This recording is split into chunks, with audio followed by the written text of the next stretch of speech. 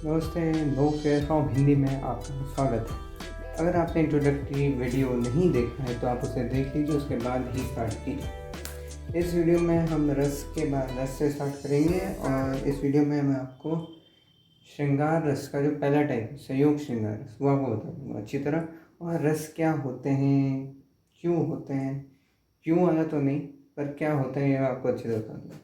तो रस रस को जैसे ही आप सोचते हो तो दिमाग में क्या आता है? ध्यान से सोचो। रस को जैसे ही सोचते हैं यहाँ तो दिमाग में यही आता है कि यार रस रस मतलब जूस। जूस कौन सा जूस? कोई सा भी ले लो, फ्रूट के जूस होते हैं। जूस को हम लोग अगर पीते हैं तो क्या होता है? जूस को पीने से हमें अच्छा लगता है, चाहे वो वाटरमेलन हो या फिर स्ट्रॉबेरी हो, बहुत सारे। तो बस ये भी वही चीज़ है, बस थ्योरेटिकल है, वो प्रैक्टिकल है बहुत। ठीक है, तो रस इमोशंस होते हैं। ठीक है, इसके अंदर हम पहले पढ़ेंगे स्थायी भाव। स्थायी भाव कितने होते हैं, क्या होते हैं? देखो, स्थायी भाव कुछ नहीं होता। स्थायी भाव मतलब कि फंडामेंटल ऑफ द भाव, जिससे आगे के भाव बनते हैं। ठीक है, जैसे कि मैं आपको दिखाता हूँ। हाँ, स्थायी भाव टोटल जो ह्यूमन में होते हैं वो होते हैं 9 प्रकार के, 9 टाइप्स के कह लो, जिसमें से श्रृंगार रस, हास्य रस, और ये शांत रस, भयानक रस, ये सारे के सारे हैं। अभी मैं इन सब का वो नाम नहीं बताऊँगा ताकि आप ये नहीं कि शुरू में ही डर जाओ। कोई बात नहीं, मैं टाइम के साथ इनको जब कर लूँगा तो आपको भी समझ में आ जाएंगे। ठीक है, आगे बढ़ते हैं। विभाव।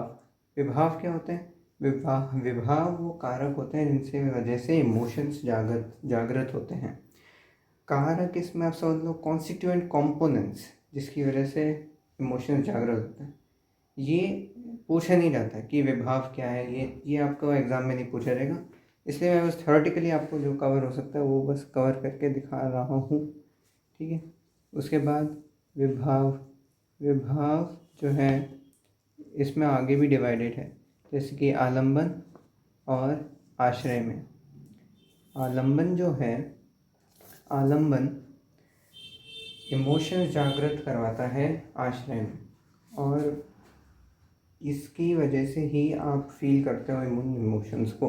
एग्जांपल मैं दे देता हूँ, जैसे कि बहुत ही सिंपल सा, कि अगर आपने पबजी गेम अपने मोबाइल पर डाल रखा है या फिर अपने दोस्त के मोबाइल पर देखा, तो आपका मन क्या करता है कि यार मैं भी खेलता हूँ। तो आपके मन में क्या हो, आपके मन में ऑसमनेस वाला चार्ज आया आपके। अगर हम ब्रेन के हिसाब से जाएं तो कह सकते हैं कि आप में एक हार्मोन होता है, डोपामिन हार्मोन। ये तब होता है जब आपको कोई चीज़ करनी होती है। Example angry birds. Angry birds जो होते हैं, आप उनको लेवल खेलते रहते हैं, क्यों? ताकि डोपामिन हार्मोन आपका बढ़ता है। इसकी वजह से वो सारी जो चीज़ें होती हैं कि आप उनका हर लेवल एक बार में तो पूरे होते नहीं, तो बस आप बार ट्राई करते रहते हो। वो डोपामिन हार्मोन की वजह से आप वो सिर्फ लेवल को पूरा करते हो, गेम ही पूरा हो जाता है। ये भी उसी तरीके से है। तो आलंबन कुछ नहीं, the source of emotion by which they get yes, ठीक है, वो जागृत होते हैं। उसके बाद आश्रय। आश्रय जो इमोशंस को एक्सपीरियंस करता है, जो इमोशंस को फील करता है।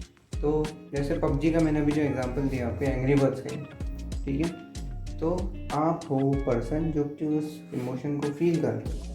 ठीक है, फिर आप देखोगे कि आलंबन जो है, आलंबन के नीचे फॉर हेल्प, आलंबन को भी ज़रूरत पड़ती है अपने इमोशंस को ही और अच्छी तरह एक्सप्रेस करने के लिए। तो आया है उद्दीपन। उद्दीपन एक तरह से कह लो सपोर्टर ऑफ आलंबन। इसी वजह से क्या होता है कि जो आलंबन है वो अच्छी तरीके से अपने इमोशन एक्सप्रेस कर पाता है। ठीक है, इस पूरे का एग्जांपल मैं आपको एंड में बता दूंगा। अभी आप बस समझ लो कि छोटी छोटी चीज़ें जो डेफिनेशन वाइज जो होती हैं, ये होती हैं। क्योंकि हिंदी में रटना तो ठीक है ही, लेकिन पहले समझ लो अच्छी तरह, क्योंकि हम पहले रटते हैं फिर समझने तो हम समझते तो हैं नहीं। पहले समझ लो फिर रटना थोड़ा आसान हो जाता है। ठीक है, तो ये हो गया उद्दीपन। उद्दीपन के बाद आश्रय। आश्रय में आता है अनुभव। अनुभव वो एक्शंस होते हैं जो आपके अंदर आते हैं जब आप इमोशंस फील करते हो, जो कि आलंबन ने आपको दी। मैंने यहाँ पर जैसे आपको लिखा है, एक्शंस विच आर डन और take place due to the आलंबन और विद रिस्पेक्ट टू आलंबन।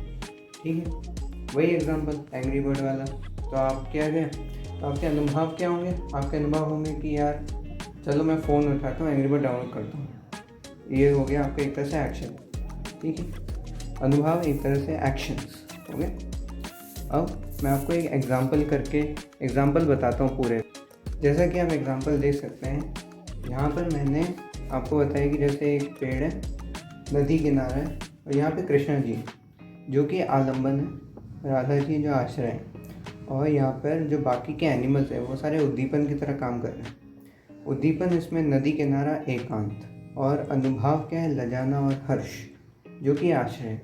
मतलब कि आलम्बन कृष्णा जी ने फ्लूट जो होती है वो प्ले की, इस वजह से आश्रय जो राधा जी हैं उनको लजाना और हर्ष, ये सब उनका एक्शंस जो उन्होंने एक्सपीरियंस किया, ठीक है। और ये जो अब ठीक है, तो ये जो है ना, ये समझ लो आपने फंडामेंटल रस सीख ही लिए पूरे के पूरे। रस में ज़्यादा चीज़ें हैं नहीं, रस में बस आपको यही चीज़ें होंगी जो आपको हर रस में दिखेंगी, ठीक है। मैंने डायग्राम से आपको समझाने के लिए बनाया है, ठीक है।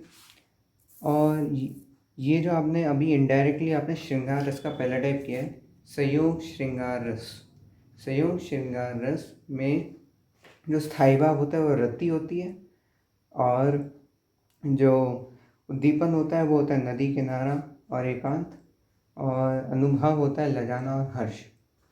आप चाहो तो उद्दीपन और अनुभव, ये दो चीज़ें अगर आपकी जो ग्रामर बुक है उसमें आपको कोई दूसरे दो वर्ड ज़्यादा सही लगते हैं इन मेरे दो वर्ड से, तो आप उन्हें याद कर लो, वरना ये भी सही है, मैंने भी अपनी ग्रामर बुक से ही लिखे हैं।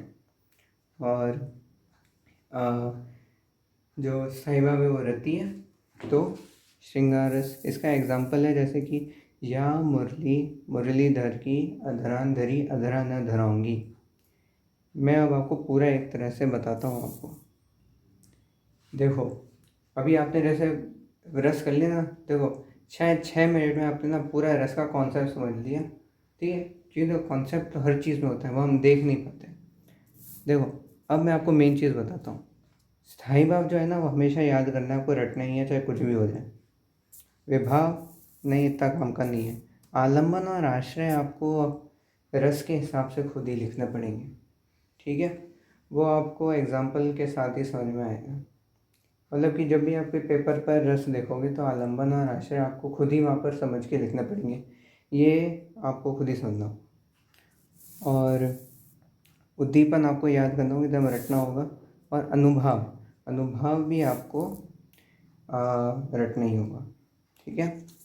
उसके बाद एग्ज़ाम्पल भी आपको बहुत अच्छी तरह याद होने चाहिए, क्योंकि ऐसा होता है कि एग्ज़ाम में ना एक एग्ज़ाम्पल लिखो, हास्य रस का ऐसे लिखने को आता है, इसका उद्दीपन क्या है ये लिखो, और मिनिमम 2 याद कर लेना उद्दीपन या अनुभव के। और मुझे जो आपको बताना है वो ये है कि आप उसकी टेंशन मत लो कि यार आलम्बन आश्रय में खुद लिख पाऊँगा क्या, नहीं, वो बहुत सिंपल सीधे साधे आते हैं। और आलम्बन आश्रय लिखने में जो प्रॉब्लम नहीं होगी, वो बस जो सेंटेंस कह रहा है ना आप उसको ध्यान से समझो, ठीक है। जैसे मैं आपको एक और एग्जांपल देखो, तो जैसे कि मैं आपको एक एग्जांपल देता हूँ, ये वीर रस का है जो हम आगे करेंगे। वीर रस आप अभी यही समझ लो कि वीर रस वो भाव होता है जिसमें ना आपको एक तरह से उत्साह, ये ना एक तरह से, जो अगर मैं आपको बॉयज़ की बात करूँ तो बॉयज़ को अगर मैं बोलूँ कि भाई चल, अगर मैं बोलूँ फाइट करते हैं, बड़े ऑसमनेस के फाइट करें, तो उसको ही कहते हैं वीर रस। अब मैं आपको बताता हूँ एग्जांपल। देखो, तनकर भाला यूँ बोल उठा, राणा मुझे विश्राम न दे, मुझको वैरी से हृदय शोभ, तू तनिक मुझे आराम न दे। अब ये जो है ना, इसमें आप अपना लॉजिक लगाओ, इसमें याद करना वाली कोई बात है, ठीक है। इसमें जैसे कि युद्ध भूमि में वैरी की उपस्थिति आलम्बन है, ठीक है। और इसमें राणा प्रताप आश्रय है। मतलब अब ध्यान से समझो कि यार ठीक है, वॉर एरिना से एक सोल्जर है राणा प्रताप, तो जैसे उन्हें वॉर एरिना देखा तो वॉर एरिना मतलब आलम्बन हो गया। वॉर एरिना को देख के उनमें जोश आ गई, चलो यार लड़ना है, तो बस राणा प्रताप इसमें हो गए आश्रय, ठीक है। तो ये तो आपको अपना सेंटेंस जो भी एग्जाम में आएगा वो आपको देख के खुद ही आलम्बन और आश्रय लिखने पड़ेंगे।